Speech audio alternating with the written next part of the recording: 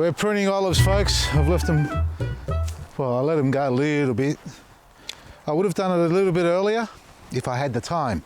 And hopefully you guys have had the time to prune your olive trees, because that's what you need to be doing. Now, olive trees, for those who don't know, they're a tough tree, really tough as nails. And I don't mean you got to treat it with, disrespect or anything like that, but know that you can give it a good prune, and if you stuff it up, it'll grow back with a vengeance. And what do I mean by that? Well, that you can hedge these. You can turn these into a hedge, into topiaries, into almost anything. They rebound so quickly after a good prune and a good feed, you won't have a problem. But what do you got to do when you're pruning an olive tree? Open up the middle.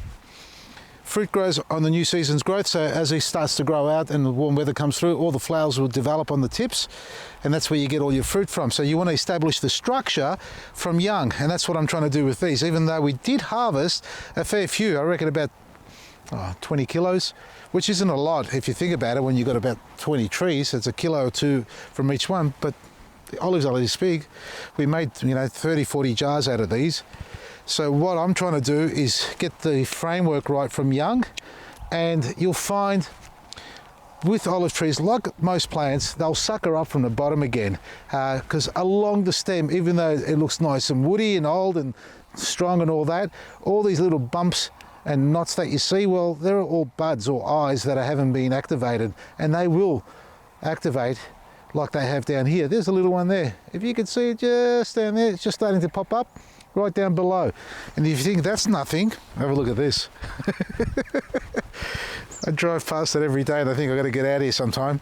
Well, I think I've left it a little bit too late. Have a look at this mess. Now, this is suckering up from the bottom. These are obviously, well, they don't have to be grafted, but most times this is what happens when you get a grafted variety. It goes against the grain and wants to grow itself out. I'm just going to try and get to the bottom of this. This isn't what I plan to come out and do, folks. Just going to give you a quick spiel about pruning your trees, remind you all that if you haven't done it, get out there and do it. And at the same time, the Werribee Heritage Fruit Tree Winter Festival is on. That's at Werribee Mansion at K Road. I think it's Gate 5. It's on today. So as you're watching me do this, I'm setting up a stand. If you watch this as we've just uploaded it, I'll be there today. Craig's there. A lot of other experts as well, with demonstrations on grafting fruit trees, a tour of the orchard, the Heritage Orchard. You'll see some beautiful trees. They're much more established, obviously, than ours here, because they've been there for years, and they're doing a wonderful job in maintaining it, because it's all volunteer work there too, by the way. It's not like they get paid to do it. They love it. They're all about preserving life and the heritage varieties that we have, because we produce, or they produce, growers produce hybrid varieties, all in good faith, so that they can adapt to our soil conditions, control various viruses that exist in the soil that some trees are more susceptible to, or not conditioned to our climate. That's great, but that's not to say that we shouldn't be looking after our heritage varieties. We've got some beautiful fruit out there that most of you have not tasted, even know about. The basic three variety of apples in the stores, whatever they've got there, your typical lemon, orange and mandarin. Well, there's a hell of a lot more nature that nature's got to give us, and that's where you're going to see it at the how do I pronounce it? Werribee Heritage Fruit Tree Winter Festival. I think that's right. Just look them up. You'll see them on their Facebook page. I'll be there from 7 o'clock. The gates open up at 10 till 3. A gold coin donation to get in. Lots of music, entertainment, food, stalls, workshops, grafting demonstrations, tours. Look at the veggie garden, because they've got an amazing veggie garden there as well, and the orchard obviously, so you can enjoy the wonderful orchard and get some great tips on what they do and how they maintain older trees. As it comes to young trees, prune them hard in winter so you can get the regrowth that you want in springtime. It's all about the structure, and that's what we're doing here. We're opening up the center. We've cleaned the bottom almost. I'm going to clean the rest of it now, but we're going to take all this suckering up that goes on with an olive tree. So back on this topic quickly, folks, cut out the middle, all the stuff in the middle. Don't cut out the middle trunk unless it's a relatively new tree. You need to cut it right down. So here's a quick tip. Go to your local garden centre if you're not going to pop down to Werribee and you're looking to get yourself a fruit tree or a citrus tree. Find one that suits your space that you have, dwarf variety, tall variety. And the first thing you're going to do is get all these upright shoots that you get, because they look nice and gorgeous when they're really big like this, right? They've got the nice strong trunk, especially the pear trees. They go straight up to the sky. You're going to take that 2 metre growth down to about here. So that's the trunk. You're going to cut it back to there. That's the height you want. Short tree, establish the framework, and that's where you'll get the quality long term and the structure that you need. You don't want to let your tree grow out of control. Some trees like olives, mate, you can cut them down to the ground, they'll come back up again to see another day, and you can reshape them again. And you can do that with a lot of trees, but you don't want to go down that path. So don't ignore your trees, give them their prune.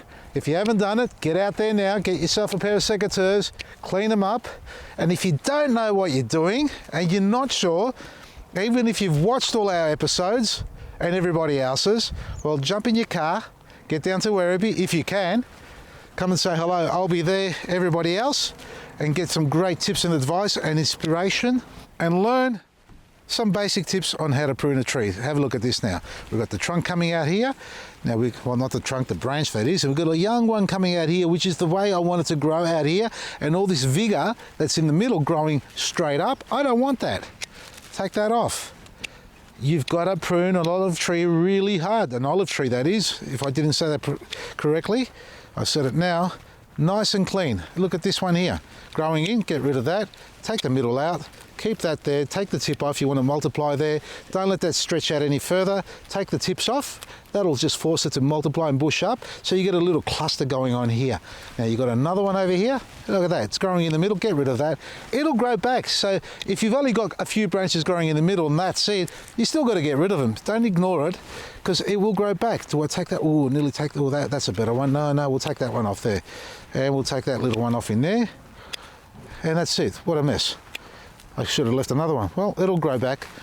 Look at this malacca. Not this one. Perfect timing, sweetheart. Perfect timing. Are you going to go now? Are you going to go now? Are you going to leave me alone? No. What's wrong? Oh, you want to walk, don't you, huh? Come here, sweetie. Come on, come over here. Come over here. All right, look at this branch how it's curling over like that. Sort of take the shape of Kara's back.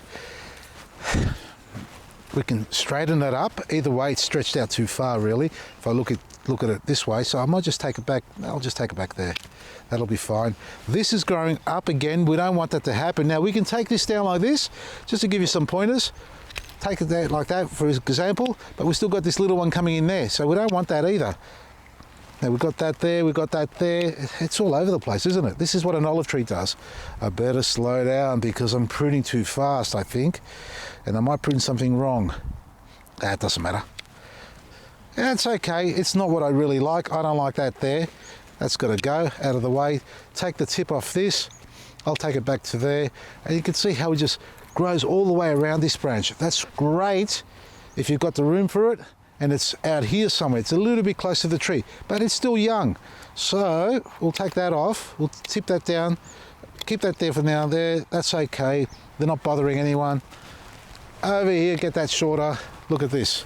Up there, and that's curved over. Take that off, because it's growing the wrong way. That's growing out too far. It's buckled. Take the tips off. This is bent over there. I don't need it that way, so we're going to get it to start again. Do that. We might have to tie it down now. See, that's growing in. Don't need that. That's growing in. We might keep that short. We might get a little cluster in here and enjoy it. That's not too bad. Just take the tips off. Do that the same. Now look at this.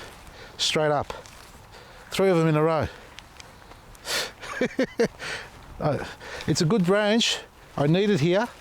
Well, not really need it, but it's nice to have it here.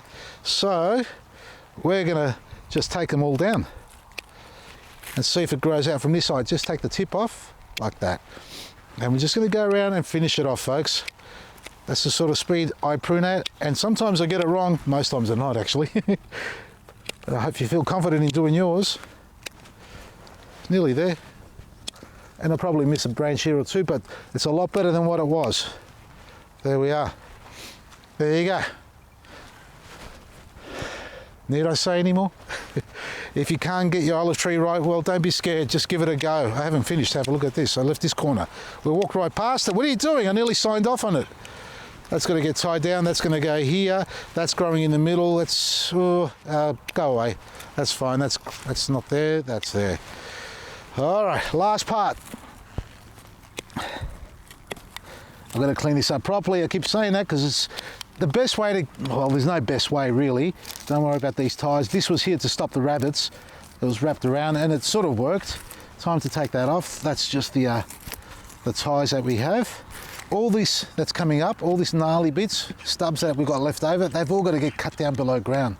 You can't just leave them above ground. I'm still cutting it down lower, but ideally you want to get to it and shave it all down.